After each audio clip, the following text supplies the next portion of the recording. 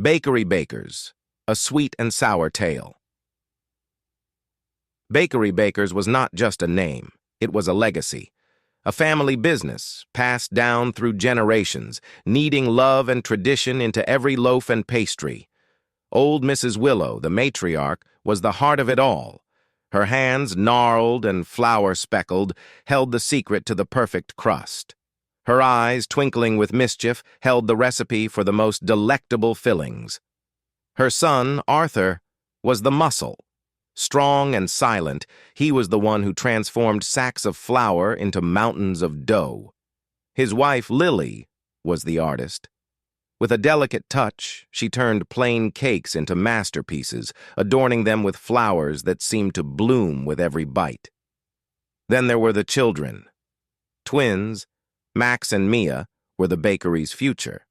Max, with his sharp mind, was the one who experimented with new flavors. Mia, with her infectious laughter, was the face of the bakery, charming customers with her sweet smile. But the world was changing. People were drawn to the convenience of supermarkets, their shelves laden with mass-produced, uniform-baked goods. Bakery Bakers, with its old-fashioned charm and handmade ethos, began to struggle.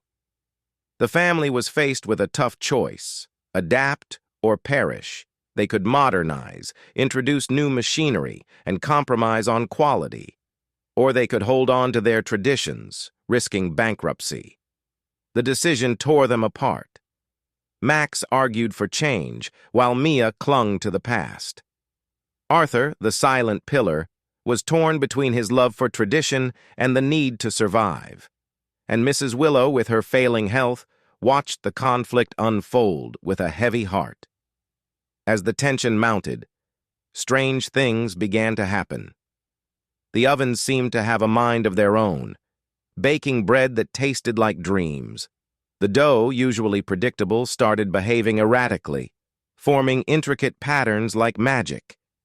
And the customers, who had been dwindling, started returning in droves, drawn by an inexplicable craving for Bakery Bakers' treats. Was it a miracle, a curse, or something more sinister? As the bakery stood on the brink of transformation, a secret from the past began to emerge, a secret that could change everything. As the bakery's fortunes began to inexplicably turn around, so did the family's dynamics. Max, the pragmatist, was dumbfounded. Mia, the dreamer, was convinced it was a sign from their grandmother, a magical touch passed down through generations. Arthur, caught between logic and hope, was wary of getting too excited. And old Mrs. Willow, in her twilight years, seemed to possess a newfound vigor, her eyes holding a secret depth of knowledge. Then, one stormy night, as the wind howled and rain lashed against the bakery windows, the old woman whispered a name. "Ilara," she murmured, her voice barely audible over the tempest, a name unknown to them all, a name that sent shivers down their spines.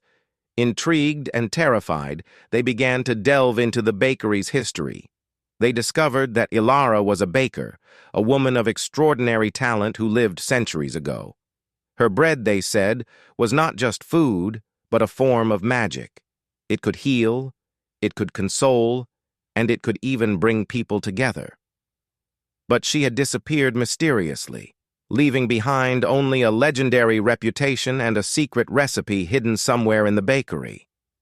As the family delved deeper, strange occurrences multiplied. Ingredients seemed to levitate, ovens hummed with an eerie melody, and the old bakery began to feel more like a magical workshop than a place of business. And then there were the dreams.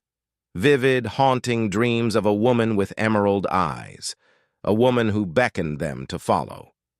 The Bakery Bakers were no longer just a family running a business. They were inheritors of a legacy, guardians of a secret, and perhaps unwitting participants in a story as old as time. A story that was just beginning to unfold, its ending as uncertain as the night sky.